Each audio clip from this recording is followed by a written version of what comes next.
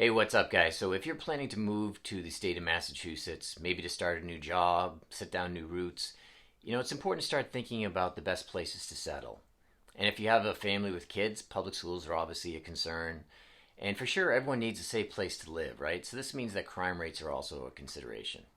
We all want to live in the best possible environment where we can not only grow, but thrive.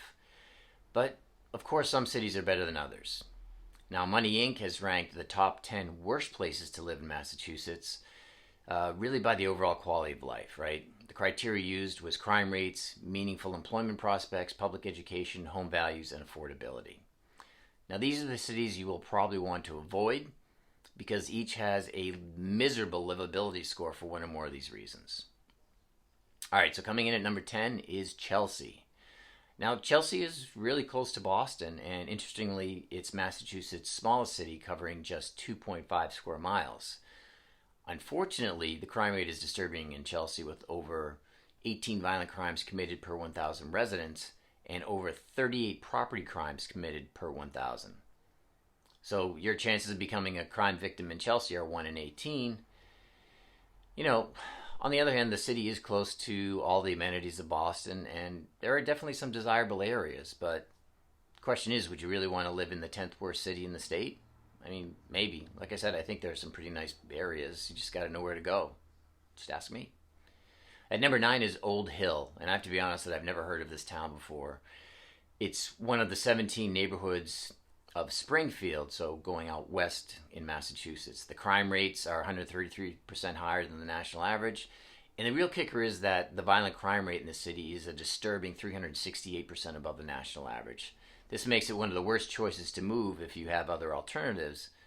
And if you don't, you might want to take a little harder look. At number 8 is a town that I also was unfamiliar with, Maple High Six Corners. It's another neighborhood in Springfield. Now, Maple High Six Corners shares something common with Old Hill. The violent crime rate is at the same level. So the odds of becoming a victim of a crime is 1 in 19.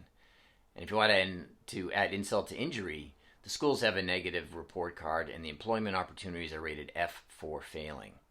So, raising a family in a town with poor schools and a high chance of having a crime committed against you makes this town a hard pass for most. And number 7 is McKnight. Now, McKnight is yet another suburb of Springfield, and it doesn't offer much incentive for new families to move into its borders.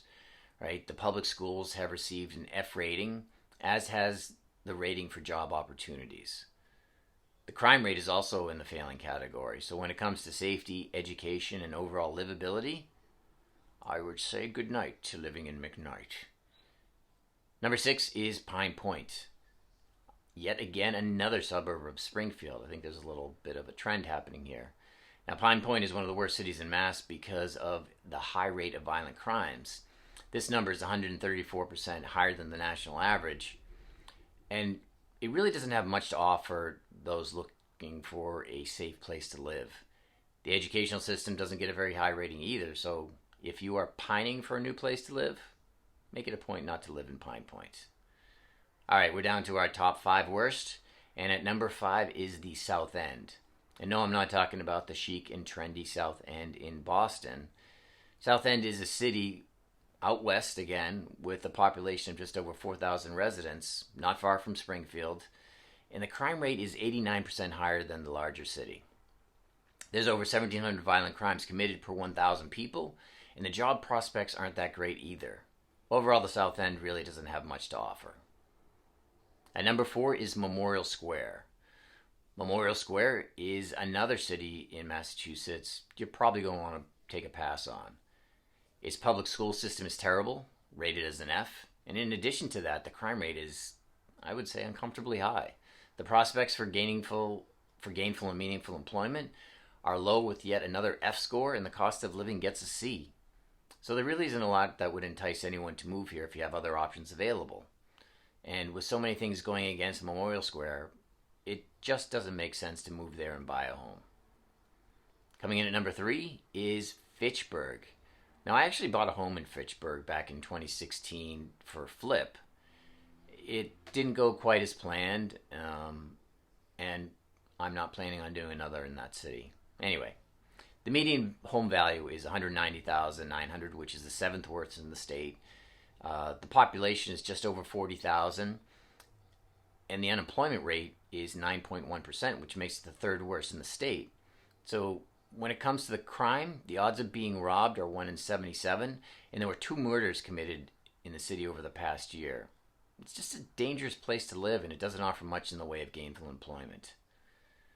At number 2 is North Adams. Now, this is a rather small city that has a population of just over 13,000 residents. But for starters, the median home value is the worst in the state at 144,000. Unemployment is the 8th worst at 7.2%. And while you can get cheap housing in the city, you'll have to live with the fact that there aren't many good jobs available, and most of the salaries are pretty poor, to say the least. And finally, the number 1 worst place to live in Massachusetts is Springfield. Now, this is a large city, right? It's got a population of just under 155,000 people, but the median home value is only 152,000, which is the second worst in the state. The average household income is only 36,000 a year, and almost 9.9% of the population is out of work. This gives it the number 1 worst employment rate in the state. Another deterrent to living here is that 28.6% of the residents in Springfield live in conditions that are below the poverty line. Finally, people who live in Springfield have a 1 in almost 38 chance of becoming the victim of a robbery. It's listed per capita as the 4th most dangerous city in the state to live in. So, when you combine all of these factors, it becomes clear that there are much better places to live in Massachusetts, even if it does have the Basketball Hall of Fame as an attraction. So now you know where not to live, right? But of course, if you are planning to move to Massachusetts, there are plenty of great places to call home. And if you're wondering and unsure, just reach out and I'd be happy to help. So